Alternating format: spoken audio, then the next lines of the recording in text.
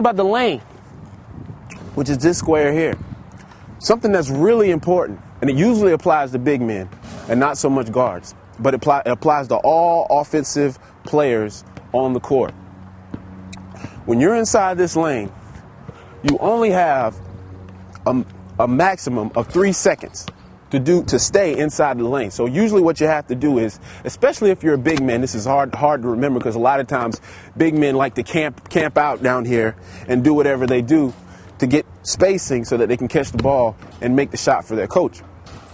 But when we're talking about people in the lane, usually what the big man or anybody on the offensive team has to do is step inside of the paint and then step outside of it.